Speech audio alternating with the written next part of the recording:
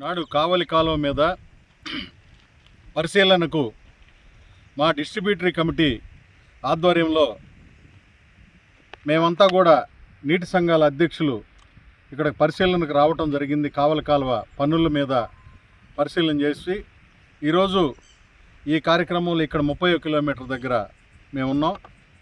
ఈనాడు ఈ కాలువ పరిస్థితి కావలి కాలువ 14-19లో గతంలో 7 సంవత్సరాల క్రితం చేసిన దాఖలాలు తప్పితే ఆ తర్వాత 7 సంవత్సరాలుగా మన కాలువ పనులు చేసిన దాఖలాలు లేవు. గతంలో కూడా ఆనాడు తెలుగుదేశం ప్రభుత్వ కాలంలో ఇంచుమించుగా అంతకుముందు కొన్ని సంవత్సరాలు చేయని పరిస్థితుల్లో కాలువ ఆనాడు బెడ్ విడ్త్ పెంచి బెడ్ లెవెల్ని కూడా ఒక అరడుగు లోతుకి ఒక ఇంచుమించుగా అక్కడ సంఘం దగ్గర నుంచి తీసుకొని అడుగు లోతుకి స్లోప్స్ పెంచుకుంటా గతంలో 850 క్యూసిక్లకి 900 క్యూసిక్ల దగ్గరికి వచ్చే విధంగా దీన్ని డిజైన్ మార్పు చేయటం జరిగింది 14-19 మధ్యలో.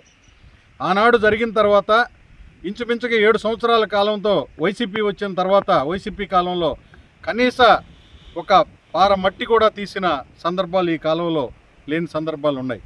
రైతులందరూ కూడా ఈ కాలం మీద పంటలు పండించుకోవటానికి నానా ఇబ్బందులు పడే పరిస్థితి ఉన్నది.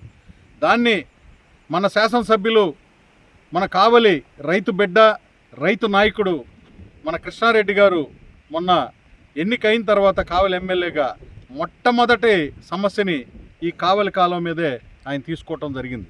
మొట్టమొదటిగా ఈరోజు రాష్ట్రం ఉన్న పరిస్థితుల్లో ఆర్థికంగా ఏ ఒక్క పనులు కూడా శాంక్షన్ అవటం చాలా కష్టతరమైన ఈ పరిస్థితుల్లో కృష్ణారెడ్డి గారు ఆయన సారథ్యంలో అటు ఉదయగిరి ఎమ్మెల్యేని కలుపుకొని ముఖ్యమంత్రి గారి దృష్టికి తీసుకెళ్ళి దీన్ని 3,98,00,000కి శాంక్షన్ చేయించటం అయింది.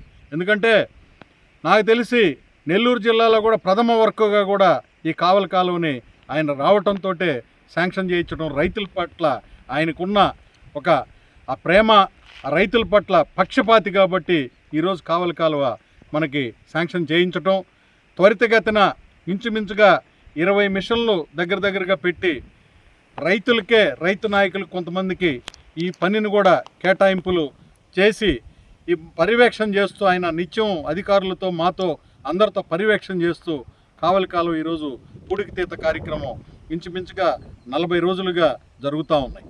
ఈ జరిగే కార్యక్రమంలో ఈనాడు ఎక్కడ రైతులకు కూడా చెప్పడం జరిగింది. ఆయన ఎక్కడైనా మీరు రైతులు కాలువ మీదకి వెళ్ళి పని జరిగే సందర్భాన్ని చూసి నాకు కూడా తెలియజేయమని చెప్పి ఆయన చెప్పటం ఈరోజు ఆయన పనిలో ఎంత పారదర్శకతకు కూడా ఆయన అది కనిపిస్తూ ఉంది. ఈరోజు రైతుల్లో ఆనందం. ఎందుకంటే 7 సంవత్సరాల తర్వాత ఈరోజు మళ్ళా పూడికి తీసి ఈ కావలి కాలువని ఇంచుమించుగా ఇంకా 4-5 ఏళ్ళు ఇబ్బంది లేకుండా నీళ్లు నడిచే విధంగా చేయటం శుభ పరిణామం. ఇది ఆయనకి రైతులు ఎనలేని విధంగా ఎప్పటికీ రుణపడి ఉంటారు. తొందరలోనే 2వ పంటకి నీళ్లు ఇవ్వబోతా ఉన్నారు. ఆయన చేతుల మీదనే రేపు 14వ తేదీ బుధవారం రైతులకి నీళ్లు ఇచ్చే విధంగా సంఘం దగ్గర రేపు నీరు ఆయన చేతనే వదిలించడం కూడా జరుగుతూ ఉంది. అదేవిధంగా ఆయన ఇంకా 2 కార్యక్రమాలు ఒక మంచి కార్యక్రమాలు కూడా చేయటం జరిగింది. ఎందుకంటే ఇదే కావలి కాలువ మీద నుంచి డిఎం ఛానల్ మీద ఉండే ఆయకట్టు ఇంచుమించుగా 25,000 ఎకరం దీని మీద ఒత్తిడి పెరుగుతూ ఉండేది. ఇప్పుడు డిఎం ఛానల్ని కూడా ఇప్పుడు పనులు గతంలో జరిగినాయి. అవి కూడా 14-19లో శాంక్షన్లు వస్తే ఇంచుమించుగా వైసీపీ ప్రభుత్వంలో పక్కన పెట్టి ఈరోజు ఆ కాంట్రాక్టర్లని బెదిరించి వాళ్ళ కాంట్రాక్టర్లు ఎక్కడ కప్పం కట్టించుకోవాలో వీళ్ళ చేత అని చెప్పి భయపడి మానుకునేటట్టు పక్కకు పోవటం.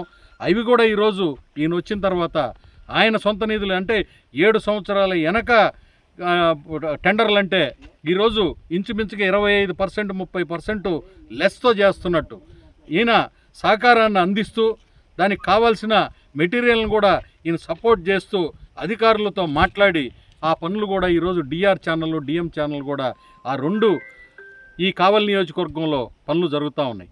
ఈ 3 కూడా ప్రధానమైనవి. ఎందుకంటే కావలి కాలువ అటు డిఆర్ ఛానల్ డిఎం ఛానల్ ఇవి పూర్తయితే కావలి మెట్ట ప్రాంతం అంతా కూడా సస్యశ్యామలం అయ్యే పరిస్థితులు.